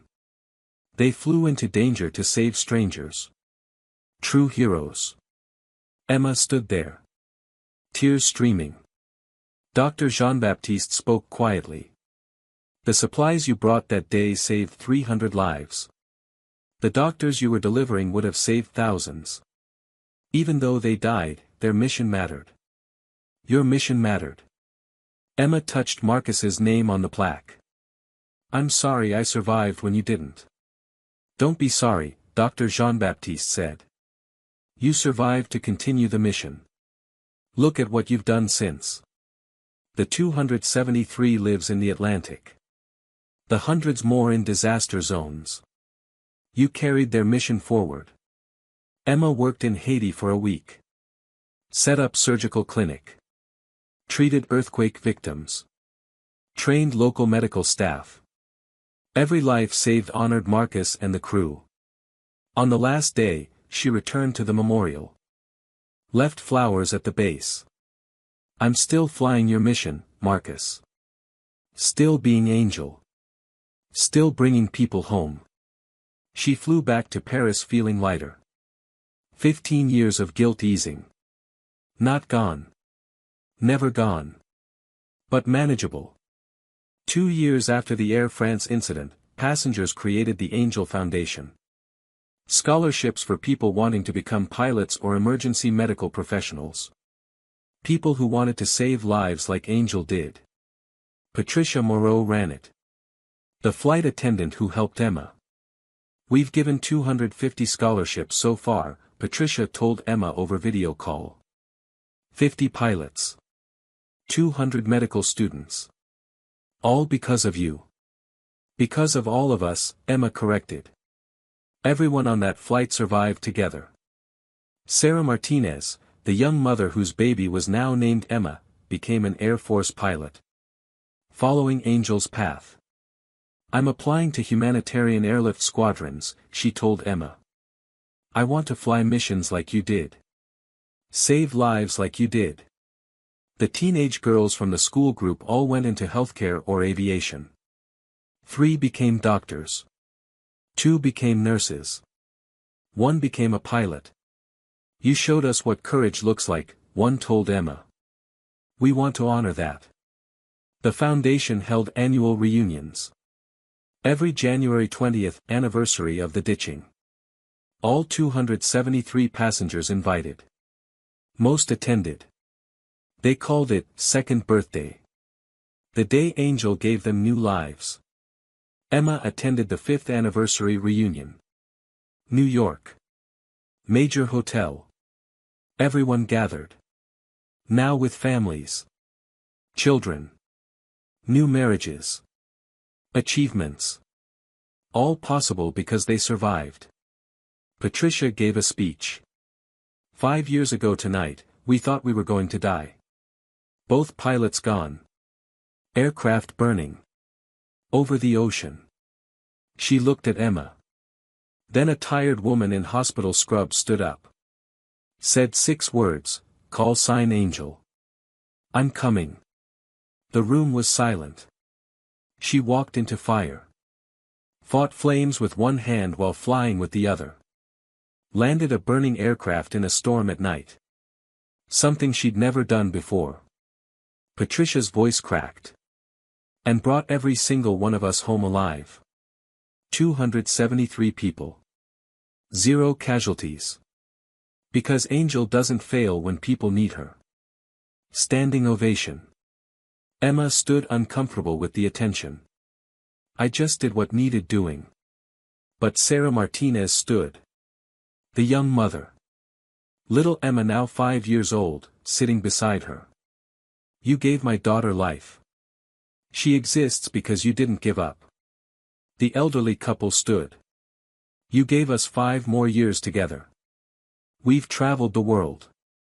Seen our grandchildren graduate. All because of you. One by one, people stood and shared. I got married because I survived. I had a child because I survived.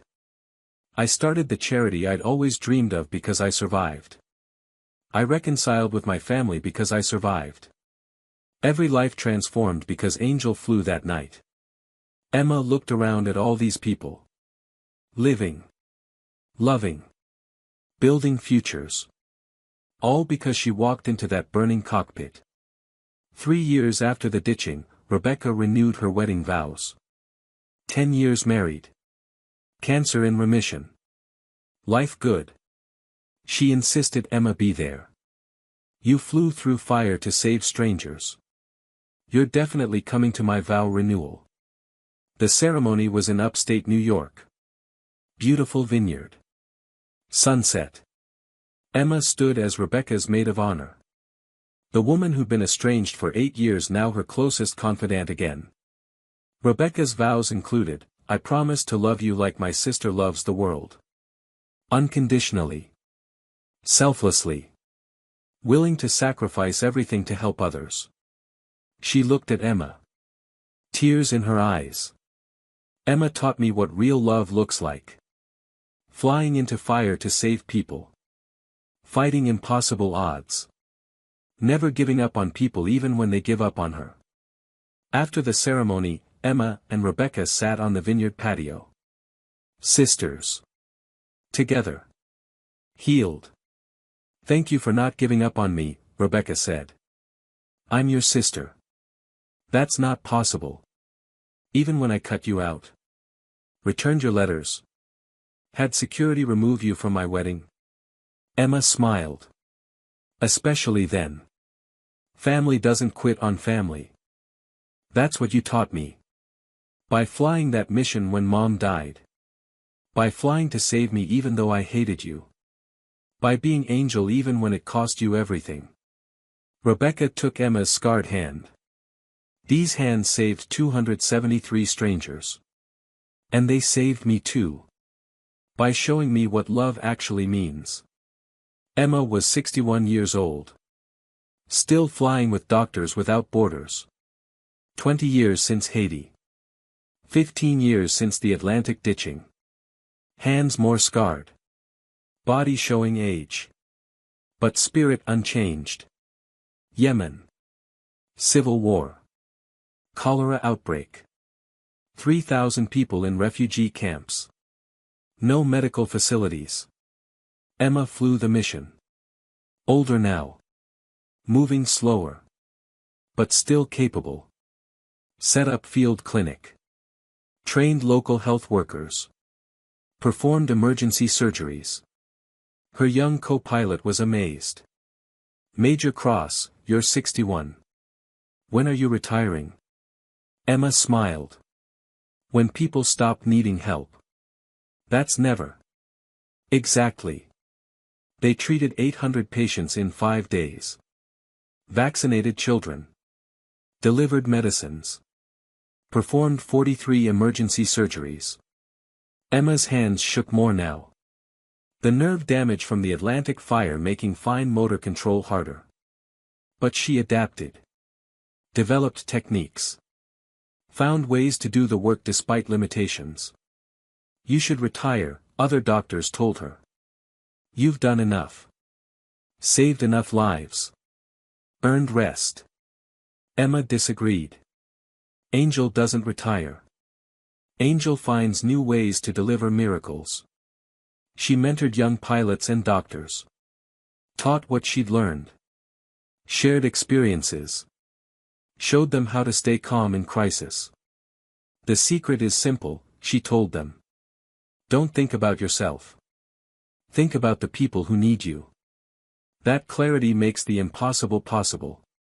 Her story was taught in flight schools, medical schools, emergency response training. Call sign Angel. The pilot who saved 273 lives by flying a burning aircraft she'd never flown before. Then continued saving lives for another 15 years. But Emma never thought of herself as special. Just someone who couldn't say no when people needed help. 20 years after the Air France ditching. Emma was 70 years old. Finally considering retirement. Her hands could barely perform surgery anymore. Arthritis combined with old nerve damage. She could still fly as co-pilot. But younger pilots were better. Time to step back. Let others carry the mission. She visited the Air Force Museum. They had an exhibit about Angel. Her flight suit from C-130 days. The painted Angel logo from her aircraft. Mission logs from 89 humanitarian flights. And a section about the Atlantic ditching. The miracle of Flight 447. Videos from passengers. Patricia's testimony. Navy rescue footage. The museum curator recognized her. Major Cross. We're honored. This exhibit is our most popular. People come from all over the world to see Angel's story. Emma looked at her younger self in the photos. 20 years ago. Fighting fire. Landing in darkness. Saving lives. I'm just a pilot who did her job. You're a legend, ma'am. A school group entered. Teenage students. Aviation and medical programs. The teacher saw Emma. Gasped. Class, this is Dr. Emma Cross. Call sign Angel. She's the pilot in this exhibit. The students surrounded her. Can you tell us about the ditching? What was it like flying into fire? How did you stay calm? Emma smiled. Told them the story. Not as legend. As experience. The fear. The doubt. The burns. The determination. I was terrified, she admitted. But 273 people needed someone to try. I was the only one who could. So I tried. What if you'd failed? A student asked. Then I'd have failed trying my absolute best. That's all any of us can do. Another student, are you ever going to fully retire? Emma thought about it. Marcus and her crew in Haiti. The 273 passengers from Flight 447. Thousands of people in disaster zones over 35 years. Every life touched. Every mission flown. Every surgery performed. Angel doesn't retire, she said quietly. Angel just finds new ways to deliver miracles. She left the museum. Phone buzzed. Message from Doctors Without Borders. Earthquake in Turkey. Medical teams needed. Are you available? Emma looked at her arthritic hands. Her 70-year-old body.